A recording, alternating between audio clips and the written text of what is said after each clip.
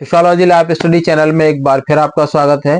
और अगर आप चैनल पर नए हैं तो आपसे निवेदन है कि आप इसको सब्सक्राइब जरूर कर लीजिए। और आज मैं उपस्थित हुआ हूं आपके लिए एक मोटिवेशनल स्टोरी लेकर। और मोटिवेशनल स्टोरी का जो एक सार संक्षेप है वो ये है कि जो हमारा दृष्टिकोण है वो जरूरी नहीं है कि समाज में वही दृष्टिकोण सामने वाले व्यक्ति का हो, क्योंकि देश काल और जो वातावरण है ना वो उसके दृष्टिकोण को डिसाइड करता है, कैसे उसका दृष्टिकोण बनता है। सामाजिक परिस्थितियां डिसाइड करती हैं उसका दृष्टिकोण कैसा है और ऐसा क्यों है। तो ये कभी आवश्यक नहीं है कि जो आपका दृष्टिकोण है वो सामने वाले का भी दृष्टिकोण हो। कोई बात आपके दृष्टिकोण में सही हो सकती है लेकिन सामने वाले के दृष्टिकोण में वो गलत भी हो सकती है। अगर मान लो आपने किसी से कोई प्रश्न पूछा है और सामने वाला जो उत्तर दे रहा है तो आपके दृष्टिकोण से वो उत्तर गलत हो सकता है, लेकिन सामने वाले के दृष्टिकोण से हो सकता है कि वो उत्तर सही हो। स्टोरी कुछ इस तरह से है कि एक बार एक स्कूल में एक शिक्षिका ने अपने विद्यार्थी से पूछा, जो कि क्लास 1 का विद्यार्थी था, कि बेटा एक बात बताओ, अगर मैं आपको एक आम देती हूं, फिर एक आम देती हूं और फिर एक और आम देती हूं, तो आपके पास कुल कितने आम हो गए? तो बच्चे ने कहा कि मैम 4 हो गए। शिक्षिका ने सोचा कि लगता है बच्चे ने सुना नहीं है, तो उन्होंने कहा दोबारा से, देखो बेटा ध्यान से सुनो, अगर मैं आपको एक आम देती हूं, फिर एक आम देती हूं, फिर एक और आम देती हूं, तो आपके पास कुल कितने आम हुए? बच्चा बोला मैम 4 हो गए।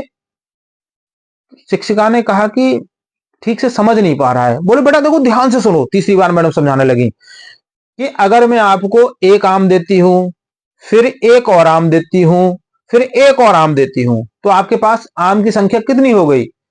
इस बार बच्चा थोड़ा संकोच करके बोला कि लगता है कि मैम मैं जो उत्तर दे रहा हूं उसको समझ नहीं रही है, मैं तो सही उत्तर बता रहा हूं। उसने फिर कहा कि मैम 4 हो गए।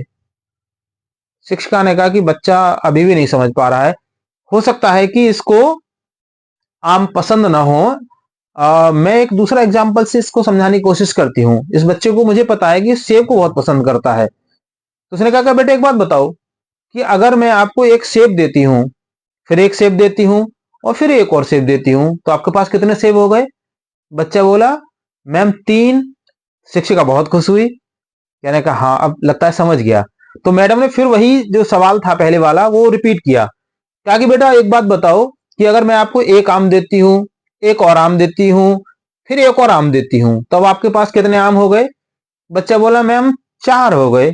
मैडम को भयंकर गुस्सा आया, कहा कि ये कितना बेवकूफ है ये, मैं इसको बार बार समझा रही हूँ। तो उसने कहा कि बेटा एक बात बताओ, अभी मैंने आपसे पूछा था कि आपके को मैंने अगर एक सेब देती हूं, फिर एक देती हूं, फिर एक और सेब देती हूं, तो कितने सेब हो गए? आपने कहा 3। और मैंने कहा कि अगर मैं आपको एक आम देती हूं, फिर एक और आम देती हूं, फिर एक और आम देती हूं, तो आम कितने हो गए? तो मैम मेरे पास तो 4 हो गए। तो मैम ने कहा कि पागल हो गया बेटा तुम, इतने आसान से सवाल को नहीं समझ पा रहे हो, कैसे हो गए 4? तो उसने कहा कि मैम 3 आम आप दे रहे हो मुझे और एक आम मेरे बैग में रखा हुआ है, तो 4 हो गए ना। मैडम को एहसास हुआ कि बात बिल्कुल सही है, ऑलरेडी उसके पास एक आम पहले से था। तो बच्चे चूंकि भोले होते हैं इसलिए वो बिल्कुल सही जवाब दे रहा था, लेकिन यहां पर क्या है, इसको हम कहते हैं दृष्टिकोण। तो देखो बच्चे का जो दृष्टिकोण था उसके हिसाब से उसका आंसर बिल्कुल सही था, लेकिन मैडम के दृष्टिकोण से वो उसका आंसर एकदम गलत था। तो आप विशेष ध्यान रखिए कि समाज में जब आप किसी से कोई बात कहते हैं और आप वो अपेक्षा करते हैं उत्तर की, उससे वो अपेक्षा कर रहे हो और वो उत्तर आपको उधर से नहीं मिल रहा है, अर्थात जिस उत्तर की आप अपेक्षा कर रहे हैं वो उत्तर आपको नहीं मिल रहा है, तो ये जरूरी नहीं है कि वो सामने वाला गलत हो सकता है कि सामने वाला भी सही हो और आप भी सही हो। इसे कहते हैं दृष्टिकोण। तो दृष्टिकोण के लिए आपको सीखना पड़ेगा, समझना पड़ेगा, जानना पड़ेगा, तभी हम समाज में अपने को सही से स्थापित कर सकते हैं। तो thank you so much for joining to me. मिलते हैं नेक्स्ट क्लास में। जय हिंद।